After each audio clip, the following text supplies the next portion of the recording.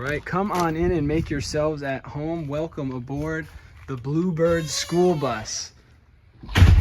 We have a nice big open floor plan, which we will get to, but I want to start here in the front driver's area of the bus.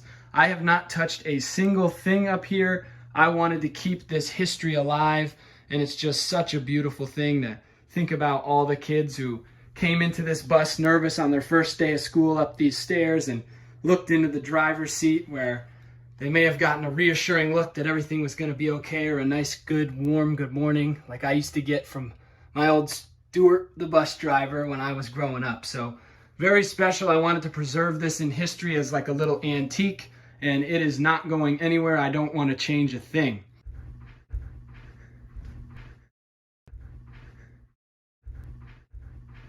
We've got recycled cabinet bases here on the bottom, which are nice, deep, long throw cabinets. We've got slide outs for full range and ease of use inside, and a garbage here. A 3-burner propane cooktop and oven, stainless steel, matching the microwave as well. Nice polyurethane cedar here on the walls, and a epoxy poured countertop that I made in my grandparents' garage. So this was my first time ever using poured epoxy in my life, and I'm just so thrilled with the way that this came out. It looks like real marble. We were able to make this out of 2 pieces of 3/4 inch plywood, and we took a router and we put a nice rounded lip on it, so you get that nice real stone look, but it is a nice, cheap, and beautiful alternative using the lightweight epoxy instead of real stone. Got the RV windows here, which open with screens on them to let in some nice breeze, and long throw on the drawers was essential. So these drawers are almost the entire length underneath, which maximizes the storage here in this already tiny space. Little tuck drawer there in front of the sink as well, just for extra storage wherever we could get it. Stainless steel sink here. We've got full running hot water in the bus, courtesy of a 100-gallon fresh water tank back there underneath my bed. A stainless steel fridge and freezer, over 5 cubic feet here. Plenty of room for food and drinks.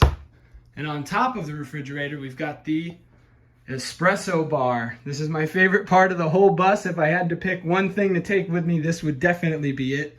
I love my coffee, and waking up every morning and getting to look out that windshield out into the woods and make myself a nice cup of coffee is just such a special thing to me, and I'm just so grateful to have that. Speaking of maximizing space, we'll turn around and I'll show you the kitchen area. So this is where I eat, and I made this table back in 2011 as my senior project in high school. So it was so special to be able to wheel this out of my childhood home and now use it as a dinner table. So nice stowed away when you don't need it, frees up tons of space for yoga and working out with the adjustable dumbbells, and just having more room in here rather than, you know, being in this narrow corridor. Same with the bench. Swivels up, and I have chairs underneath in storage, which would allow me to have another 4 seats. So dinner for 6 in the bus if anybody wants to come have a dinner party or a coffee. Across from the couch, we've got the fireplace, and underneath it is essential, like I was saying, to maximize your storage in these tiny spaces. So that is actually a flip-up coffee table here on the front, which also is hiding all of this storage underneath. So very important to maximize it, and we've done so there as well as underneath the couch.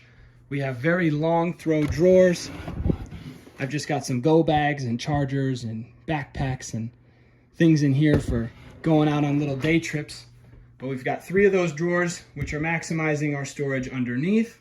In the back of the couch, we also have all of the batteries and the electrical closet and everything that's powering the bus hidden in the back of the couch.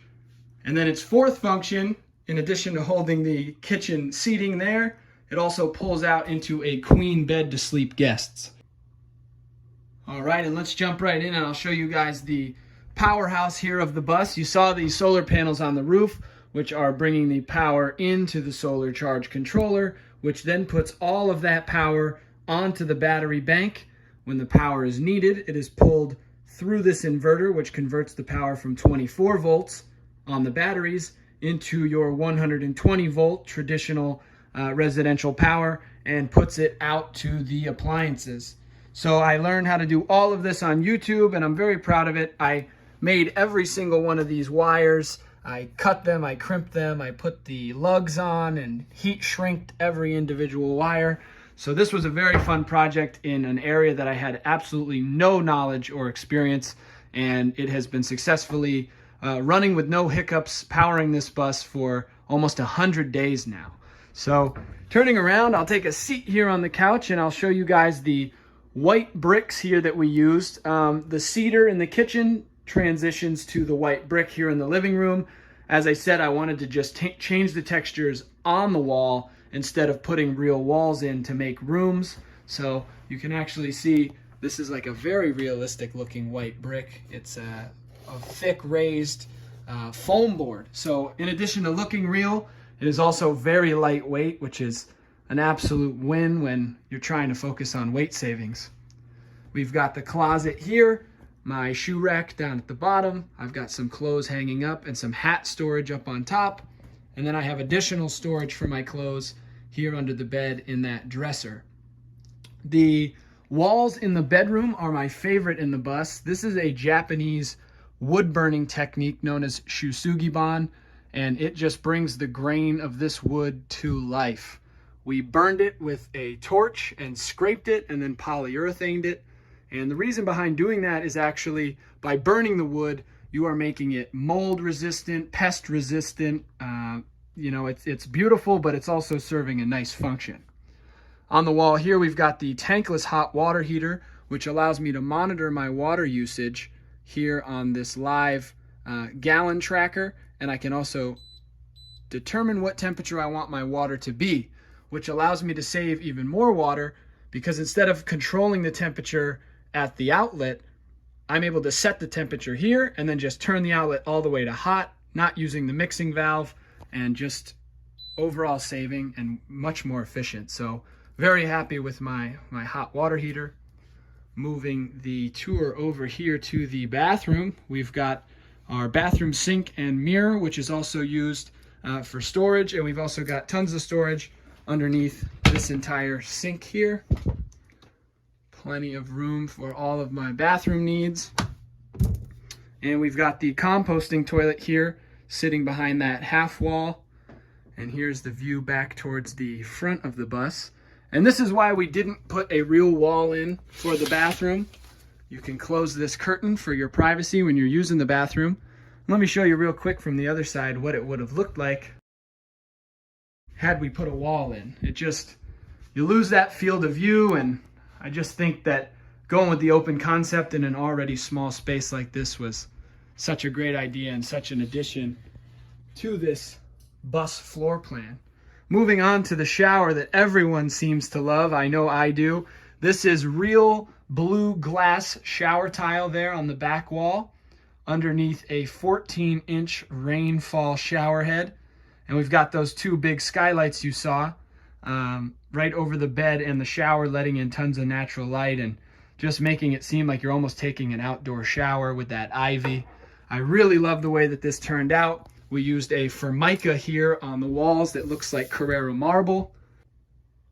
And that was the direct inspiration for how we did the kitchen counter. So we used the same metallic gray, white, and we matched the blue from the tile with the blue we used in the countertop in the kitchen. During the summertime, on those hotter nights, we've got a 10,000 BTU window air conditioner there, which has the air outlet on the top, which actually sends the air up into a nice little cooling vortex with the skylight and bed area for those warmer summer nights. And the master bedroom is just absolutely an amazing little hideaway in the back of this school bus. Thank you so much for coming by and checking out my Bluebird school bus. I hope you guys enjoyed this tour. Thank you so much for having me. Goodbye.